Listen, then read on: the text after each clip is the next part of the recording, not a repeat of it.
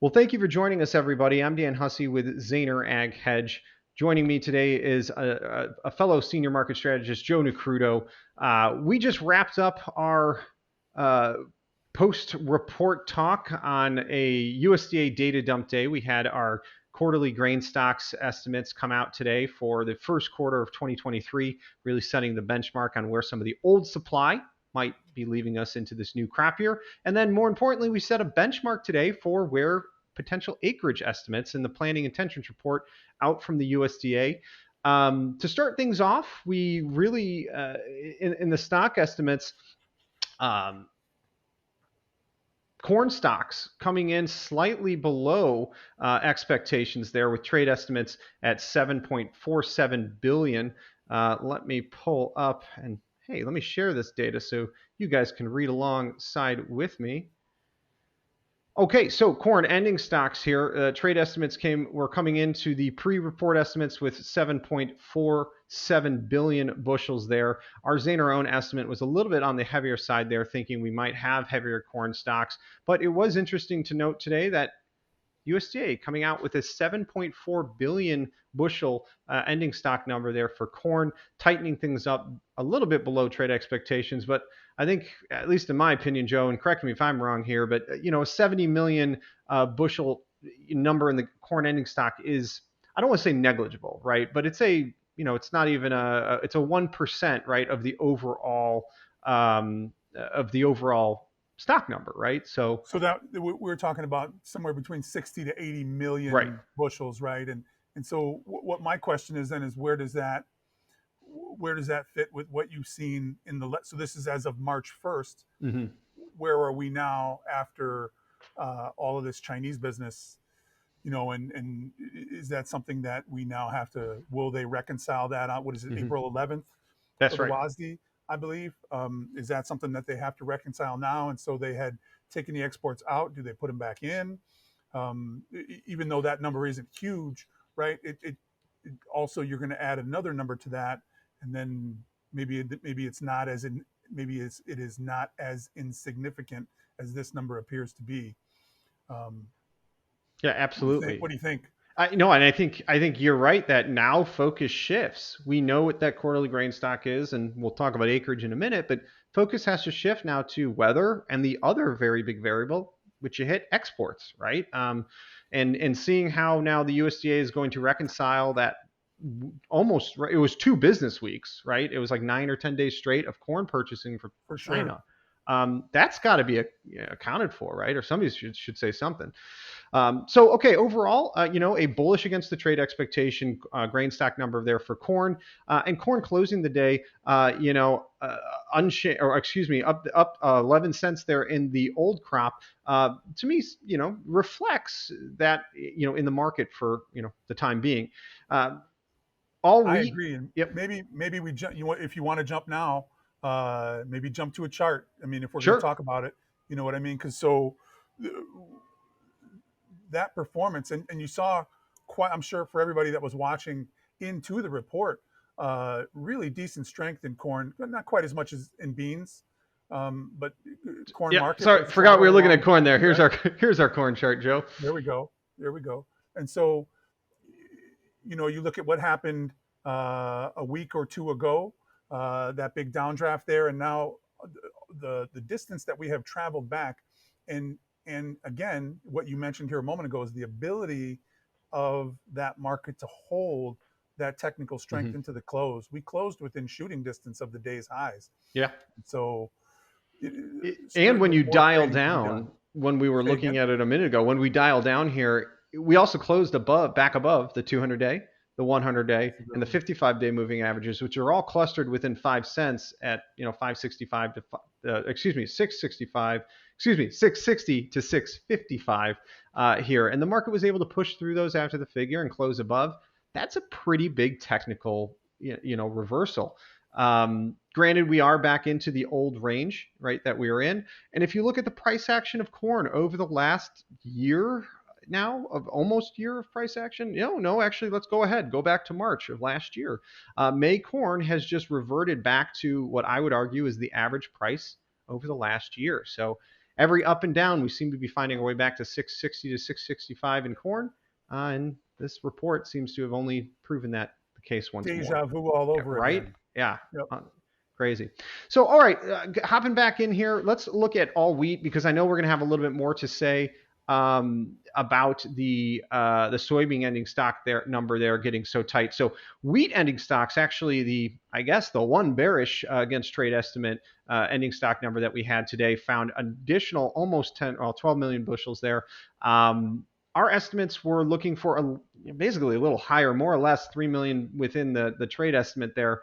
But again, even though this number on wheat was below trade expectations, it was still lower than the USDA December figure, right?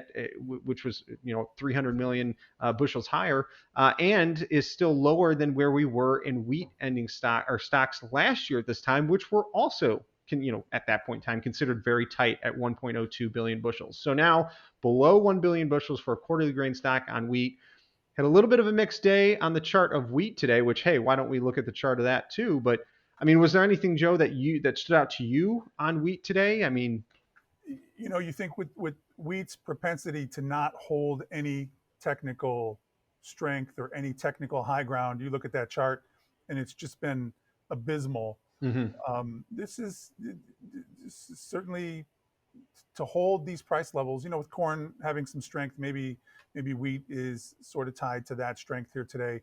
You'll again Sunday night, Monday, Tuesday, we'll see what the real story is here. But here again, you have deja vu in wheat, where maybe we have been here before and you can't hold. And it could be that these numbers, these domestic numbers, just simply point you back out to the global situation and what's Mm-hmm. happening with Russia. And maybe the chart is going to tell you that you can't really look at what is happening domestically to draw a conclusion about price action in wheat. But certainly a step in the right direction here today if you're trying to look at this from the long side, or if you're trying to find higher prices in any of the wheat contracts. Mm-hmm. Yeah, Chicago wheat closing unchanged with that doji on the day was still above the 18-day moving average at 692. We're finding resistance up to that 55-day moving average at the 730 area, but a very different chart when you look at KC wheat, which is still very much entrenched in a long trend, For breaking sure. above the 100-day moving average, can't break above the 200-day, probably needs Chicago wheat to play catch up a little bit, in my opinion, because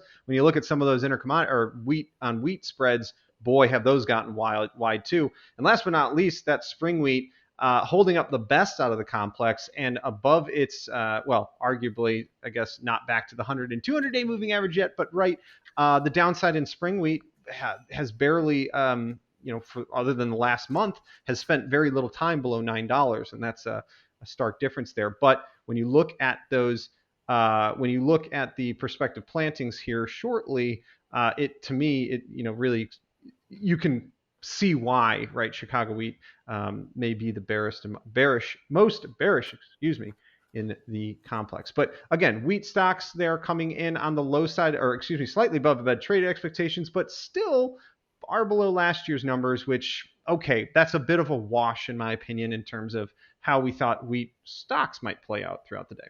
All right, soybean ending stock or quarterly grain stocks came in at 1.68 billion bushels. That was a dramatic drop below trade estimates at 1.742 billion bushels, well below our own trader Zaner estimates, which arguably I think we are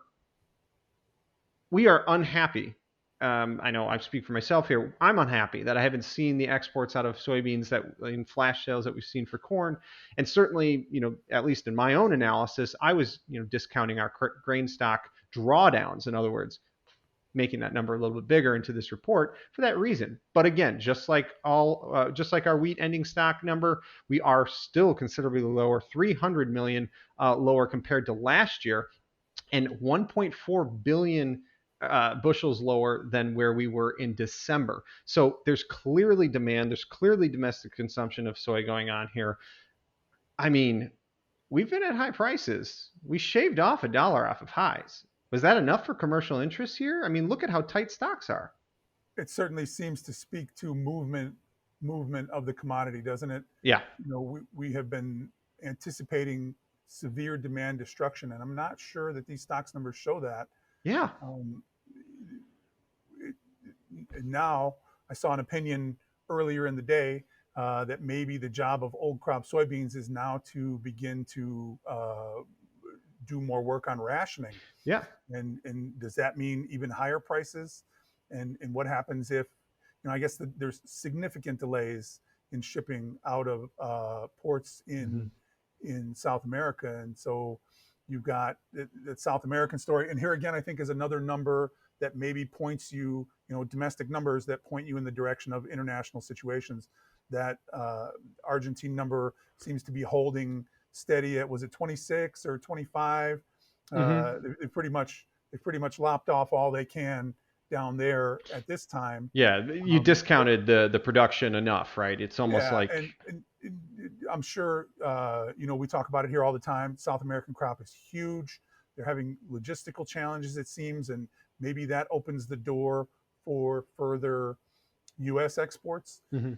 Certainly looks to be the case here again. I don't mean to jump into the technicals too quick. Cut me off if it's not time. But No, you look we're at we're ready. today's, Let's look at them. I got the we chart closed up. up 31 on the day, and the Yeah. market really rallied into the report. And as we sit here, and how many of these have we watched together, Dan, where you see these rallies into the report and you think, well, what do they know? Or are we Yep. setting up to get pushed off a cliff? Yep. And Is yet this we the buy the closed up rumor? 31. Everybody's going to sell the news once we hear it, right? Yeah. Sell the news, right? And they tried to sell the news twice today, I think, Hmm. and they couldn't break it. Yeah, there was a big And break off the 15, 14 almost highs of the day. We dipped below $15 again there for a few moments, but boy, we closed at 15.05 and a half, up 31 couldn't cents. couldn't keep it below Yeah. 15, and so big round number there that you were able to get above. And I think the moving averages tell us too. I think that's the 50-day up there at That 05. is. That is um, 15.05 and half. so, technically speaking, the other thing I think when I look at this chart is that, and we discussed this, and we've laughed at, what has happened here in the last couple of weeks may have been baby out with the bathwater. And you see it in beans and corn and other commodities. For a number of sessions now, we've been talking about the behavior of fund managers and what they do in times of crisis. They have these positions on, and they take it to the market and say, get me flat. Hmm. And so I like to call them the $300 tie set. These folks in New York that don't necessarily, maybe they've never touched a soybean or seen corn other than at the farmer's market. They sell 10,000 contracts of the commodity and don't care where they get filled. And then you look at the chart and think, okay, well, this must be over. This is the end of the grain market rally. Hmm. But this is more, in my opinion, and here we are into the land of the diatribe, right? But in my No, you're opinion, right. this is more than, in both beans and corn, this is more than, and a couple of the wheats, more than a dead cat bounce. Hmm. This is a dead cat bounce. That's an awfully bouncy dead cat, right? I mean, Absolutely. You don't make it, 50% of a decline, right? If you make it to there, that means now you're starting to make more progress back up than you were making to the downside, right? And you wouldn't expect that. That's exactly right. And hey, we had every ability to hold back below the 200-day moving average, the 18-day right, moving average, the right. 100-day moving average, and the 55-day moving average. We were below trend line support on this, chart. It had every reason to continue lower after a 1 or 2 or even 3-day rally, in my opinion. That 1480 low, we had talked about this level since until I was blue in the face, I know, over the last several months. That it was just a support that all of a sudden, once it went, we flushed it out. The market uh, bounced out all the week long, so to speak, and now the market's uh, finding its way back to maybe, I guess we could say, some form of reality. Because I know in this sell off, I had multiple clients. Everybody was talking. When we were down below 1420, for example, I had people calling me up and saying, "Hey, what is this? What is going on here? Do they not see the carryouts and the stock numbers that we see? All this, that, and the other, right?" But like you said, Joe, sometimes the trade on the charts and in the market, price action, it's not reflective of fundamentals. Um, this was to me, the break below 1480 was very technical in nature. We were breaking down below different moving averages. We broke below really just a pretty clean line in the sand on the chart. And the market ran and caused as much pain as it could. But here we are, like you said, $1 off of lows now. a dollar, right? That was a week ago, literally to the day, 324. Last Friday, we had made the 14.045 low. We're at 15.05 here today. Boy, the juxtaposition between last Friday and today are completely different stories on the chart. And I don't know that we're out of the woods, right? I Sure. mean, if you're bullish, And you just need to I look back to July and August, right, to see. absolutely, absolutely. You sort of feel like you're walking down a dark alley here, Yeah. and even though you got a little bit of street light shining on you, there's some doorways, and Yep. There we go. if there was a time, if there was a place to run into resistance, uh, both in beans and corn, this is probably it. And Sure. so there is more to be litigated here, Sunday, Monday, Tuesday, and as we gear up for the WASD, it's going to be very interesting. I'm trying to think of the right way to say it. It's going to be very interesting to see how the technical action plays out, and if participants are more worried. The thing is that these funds, the fund trader is not very long, at least coming into the week, Mm-hmm. not very long beans, and certainly not very, as a matter of fact, short corn. And so if they're changing their mind and we're getting to technical levels where we may have to, your fund technical trader may have to change their mind, there's more buying to be had. And I suppose we'll have to wait and see how that plays out in the next couple weeks. The other thing that I'd like to say about this corn number is I saw somebody's opinion where they said this means that feed usage has been cruising along pretty good. What does it mean about ethanol? So if those stocks numbers are where they are, that means that the offtake, the consumption by the ethanol side of the equation hasn't really fallen off a cliff. Mm-hmm. And I just wonder, as we come into the spring and early summer season, if those numbers don't pick up and we don't start to use even more. Yeah. And I Running don't headlong disagree. into talk of the greatest recession in the history of recessions, right? Well, but you also have to reflect on the price of oil too, though, right? We can all be worried about a recession, this and the other, but okay, oil prices having walked off their highs and come down, I can see and make a case for how oil back under 70, that's really going to stress, right, ethanol consumption, right? But boy, oil has really, to talk about some of those macros, not to get lost in those conversations, but oil has really rebounded. And by the way, from levels that the government originally hinted that they would start refilling the strategic oil reserve. Sure. Now, recently they've said that may not be doing that, but hey, that's what I would say too if I was trying to buy millions of barrels of oil. They tell the truth, right? We can always trust the government. Right. So, but moral of the story is, right, crude has found at least a short-term bottom and has caught a rally. And I think that is very helpful to the narrative that you're talking about. And by the way, it's happening at a time of the year when we expect summertime demand for crude and gasoline prices to uptick, right? Absolutely. Summertime blends for ethanol to be coming up. So I don't disagree. I think I think we've gotten as a trade so caught up with the macros, we're forgetting some of these domestic things that could be real head turners with this type of carry out and ending stock. Okay, so with that being said, let's move into our prospective plantings, where I know there's going to be plenty of conversation to be had on that corn number. So why don't we begin with wheat?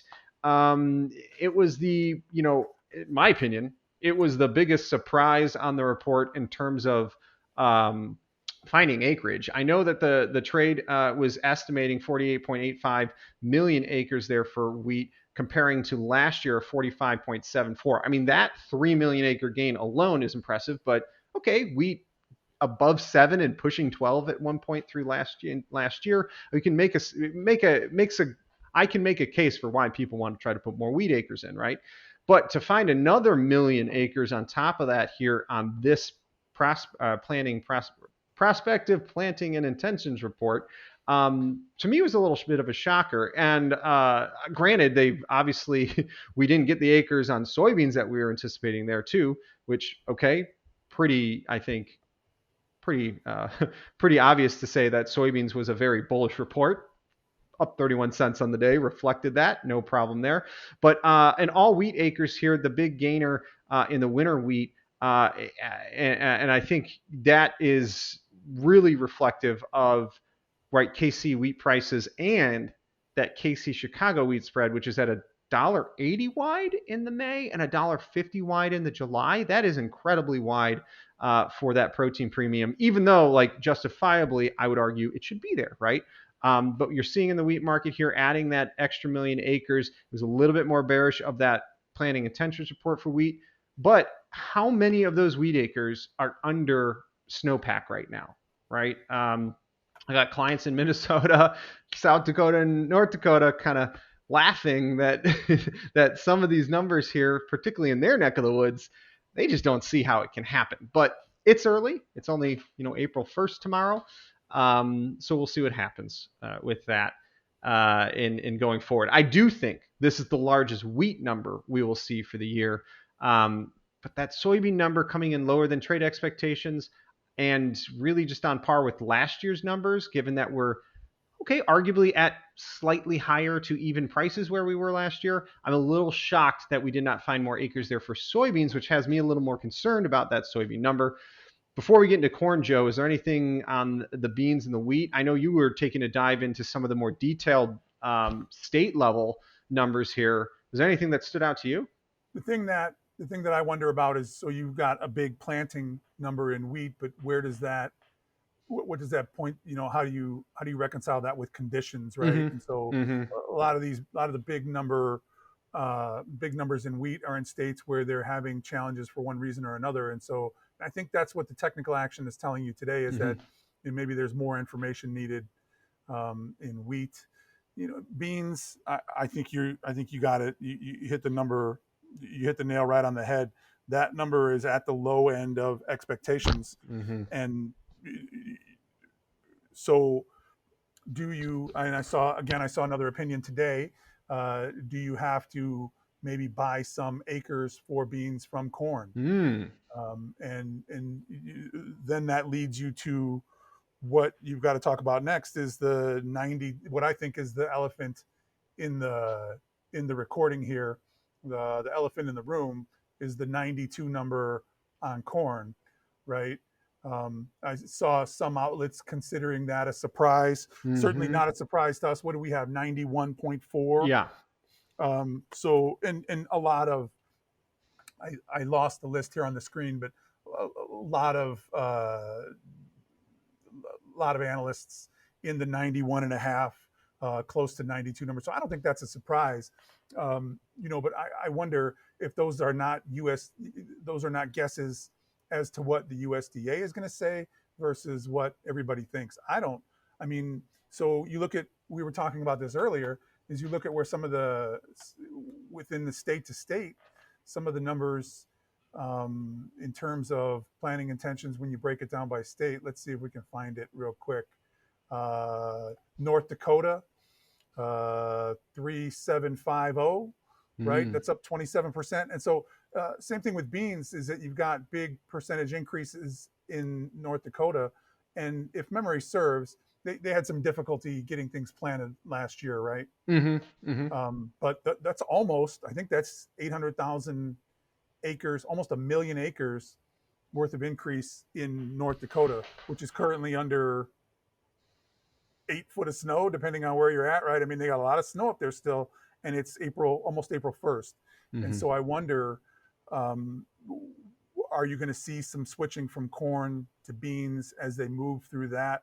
Maybe in the comments, somebody can tell us, if you're in the Dakotas, what your thought is. But we've got big numbers on these increases. So if you're 92 million acres and almost a million of them are an addition in North Dakota, some more questions that have to be asked. And here again, I think that when people put a pencil to it over the weekend, we see what happens Sunday, Yeah. Monday, Tuesday. Yeah, once these things set in as they are, we've digested them, we've prepared our words, and what we want to say to everyone here now. Everyone else is going to be doing the same thing over the weekend. We're going to probably have a little bit different opinions come Sunday night. Once right, you let it sit in. To talk to your point about beans needing to buy acres from corn, I just went and ran the 566 close for December corn. Divided the 1319 close on Novi beans. We're at a 2.33 pricing ratio there of the price of new crop corn to beans. Beans are at 2.33% or 2.33 ratio to one to corn there, right? Which is In the middle, I think of where the range we've kind of seen it. It gets as tight as around 2, but we've seen this get as wide as 280 like last year. So if you don't, if you don't think that corn has or beans have room to buy those acres, you just have to go back to last year when they did exactly that, right, and push that spread to almost $3, or that ratio to almost 3. And hey, again, that 92 million acres for corn, it definitely, and being under on beans definitely left us, I know, with some more questions to be answered. But also, like we said before, this sets the benchmark, and in my opinion, probably the highest acreage number we're going to see for corn as well. But I'm not so certain that's going to be the highest acreage number we see for beans. And as Joe so astutely pointed out earlier, So and the the other price elephant, ratio backs that. I, Mm-hmm. I, that's it's brilliant that you took the time to calculate that. The other elephant in the room for me, the thing that I was that had me watching the corn acreage number so closely was the wild card 87.6 from from a well-known farm periodical. Sure. That 87.6. I mean, I just thought that was, and that's the low end of the range. Right. And so, from what I understand, What did and he correct me, know? yeah, right. So, What did so they those are know? farmer surveys, right? And they have Sure. X number of customers, and they went to farmers, and I guess what their thought was is that farmers had indeed thought they were going to plant a bunch of corn, but inputs were high, and had made different decisions. And so, that 87.6, I remember when there was a concern out of Germany that pointed to some very low numbers in Argentina early on, for soybeans. And you think, okay, well, are they out on a hunt for new subscribers? Are they trying to gather eyeballs? And lo and behold, their number their number was even higher Mm-hmm. than the number that you have now. And so when I see this, oftentimes you'd simply discount it and say, okay, these guys would just like to get some press. But 87.6, I mean, you plug that into the Yep. balance sheet. We were definitely looking at that as an outlier when we were looking at the, where everyone was on it. And okay, the trade was just more bearish than anticipated, than the market was. And to round this whole conversation out, it is important to understand the numbers we're looking at, how the USDA collects them, and knowing that these are not end all be all, nor are they where the USDA says we will end up for acreage at the end of the year. These are intentions. They are based off of survey data, so that, knowing that that data can change, and it's only what people intend to do. It's not based off of any empirical data like, insurance claims and policies and all that. That is very, those are very calculated out acres once we get to that point. Right now, this is just planting intentions. Everybody may intend to plant the 1,000 acres they have that are covered in a foot of snow, 2 feet of snow, but that may not be the reality of the situation. So keep that all in perspective of what we looked at and what the number today is. But of course, it still sets a benchmark for all the analysts like us that sit around, do the pencil crunching, pop these numbers into a balance sheet. Now we've got a place to start and start discounting the trade or adding premiums to the trade as this year goes on. The focus Absolutely. shifts now to weather markets, to export markets, to the domestic consumption, and now that acres have been penciled in on the books, and we will continue to walk through each WASDE and quarterly grain stock estimate and adjust those numbers as they go, building our fundamental trade. But of course, can't be losing sight on some of those technicals, which over the last couple of weeks might have been more of a driving factor of price action than any of these fundamentals, because we really didn't have any. These are still just intended acres. There's nothing written in stone. Intentions, Yeah. indeed. So thanks for joining us, everybody. I'm Dan Hussey with Joe Nikruto from Zaner Ag Hedge. This has been a great conversation on our planting prospects, intentions, and our quarterly grain stocks. Please join us for every major USDA release where we will be hosting our webinars and open forums to discuss the outcomes of these numbers and give you, of course, our great ideas and intentions. Hey, Joe, where can our viewers find you? That's what I was going to say. If we've said something that you think is completely wrong and you've got a different take, Yes, call us and tell us. absolutely. If we have covered some ground and you have questions, call us and let us know. We're happy to hear from folks. Take a moment, pick up Mm-hmm. the phone, ring right to us. Uh, Phone number. You happen to have the phone number in front of you? Three We'll one. insert. Yeah, Go ahead. 312-277-0050 can reach us over There here we at go. Zaner Ag Hedge. Just give us a call. There should be a link to click when this recording hits. If you've got questions, you want to submit your information, telephone number, we'll be happy to call you, answer any questions you have, tell you goodbye without trying to sell you a ton of stuff. It's easy to speak with us, and we're happy to do it. Sign up links for our newsletter and other webinars and stuff will be included in the comment section and information section of this video. Include your likes and your comments below. And of course, we're always here to reach out and to talk to you. 312-277-0050. That's 312-277-0050. Remember, trading futures involves risk and is not suitable for all investors. And everything we talk about here today is our own opinions and not a direct trade recommendation.